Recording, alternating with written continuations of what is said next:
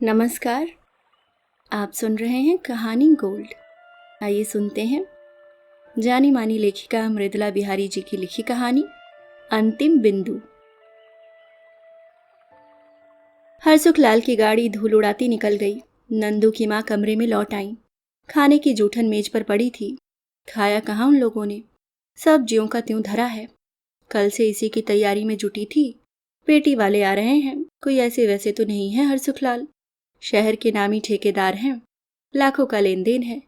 पर अपना नंदू क्या कम है, मजिस्ट्रेट बन गया है। अखबार में नाम क्या निकला, लड़की वालों का ताता बन गया। उनका मन फूला नहीं समाता।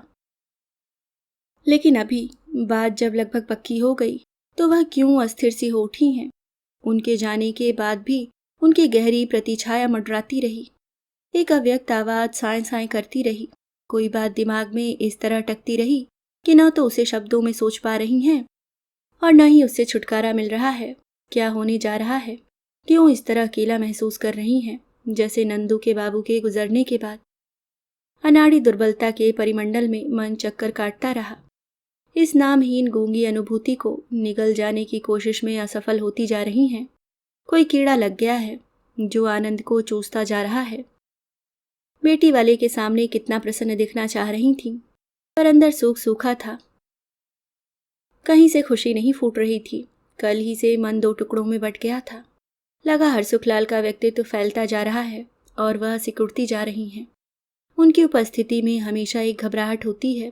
कहीं उनसे डरती तो नहीं।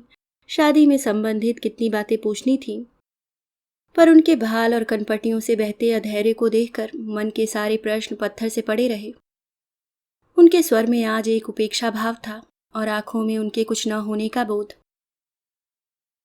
उन्होंने माथे पर चहचुहाते पसीने को अपनी सलवट पड़ी हुई साड़ी से पोंछ लिया। उनके सामने अपनी साड़ी मुसी हुई, चूड़ियां घिसी हुई और हाथ पांव खुरदरे लग रहे थे।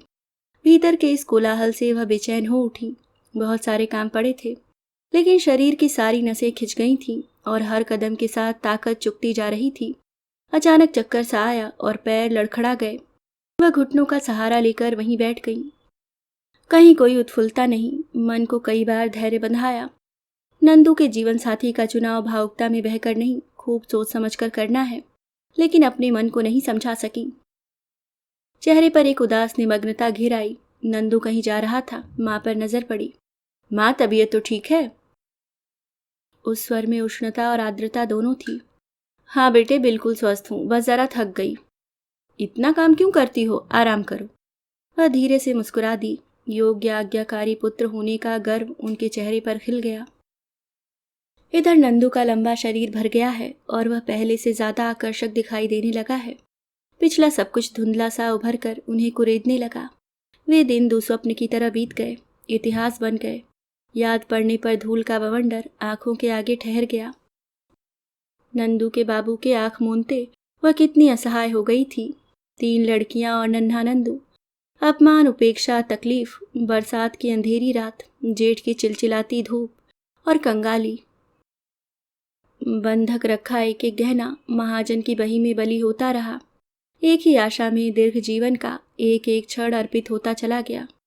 एक निराकार सी प्रतीक्षा में जिंदगी खर्च होती चली गई। नंदू पढ़ने में तेज और होनहार था। एक दिन उनकी तपस्या सफल हुई। बेटे ने एक असंभाव्य को यथार्थ रूप दे दिया।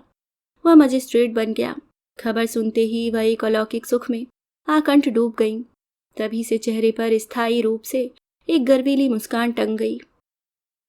आखिर व्यक्तिगत युद्ध क्षेत्र में उनकी जबरदस्त विजय हुई। इतना सुख उन्हें पहले कभी नहीं मिला था। एक दिन दोपहर बाद वह आंगन में सूखते कपड़े उठाने जा रही थीं। नंदू से मछली बेटी मालती कह रही थी, तुम नहीं कहोगे तो मैं कह दूं माँ से। मेरी समझ में नहीं आता, जब तुम पुष्पा को इतना चाहते हो तो।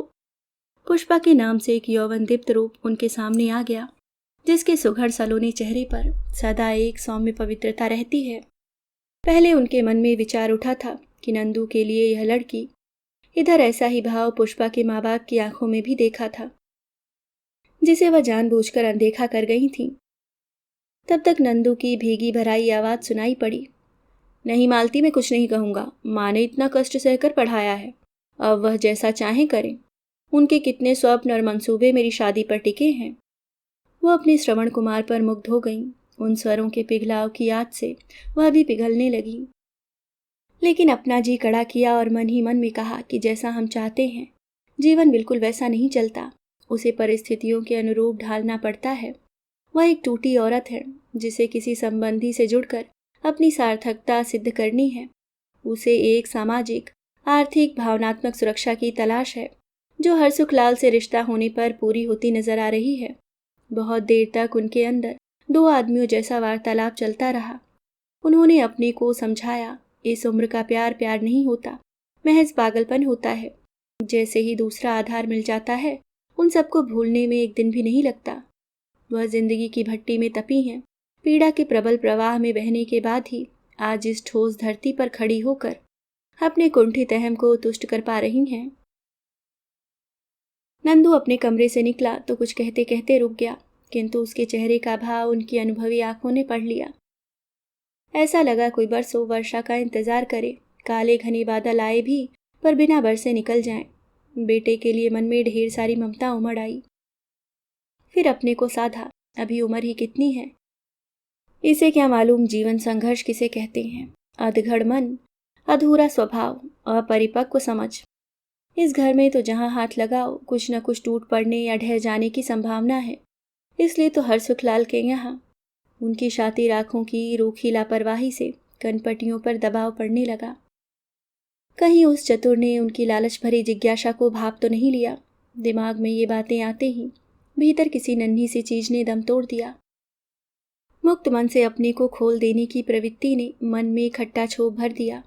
लड़की का छोटा भाई जो 14-15 साल का होगा, घर देखकर कैसे नाक भौं सिकोड़ रहा था। हरसुखलाल सारे घर का मुआयना कर रहे थे।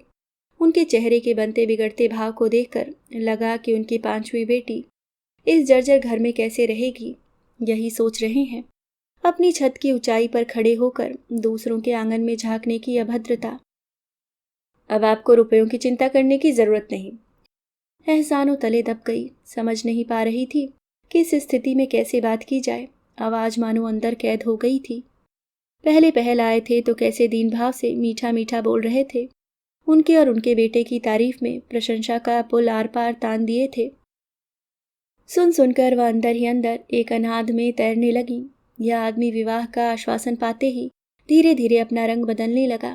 संबंध, स्नेह, सम्मान की झूठी झलक दिखाकर अब हम पर दया कर रहे हैं। उद्विग्नता में वह कुछ सोच समझ पाने में असमर्थ हो गईं। कुछ भी साफ नहीं था, सब स्थगित सा रुका पड़ा था।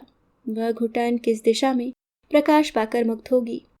आत्मतसल्ली के रूप में अपने आप को कुछ भी नहीं दे पा रही थी। हरसुखलाल की कोई हरकत अब स्वाभाविक नहीं लग रही थी।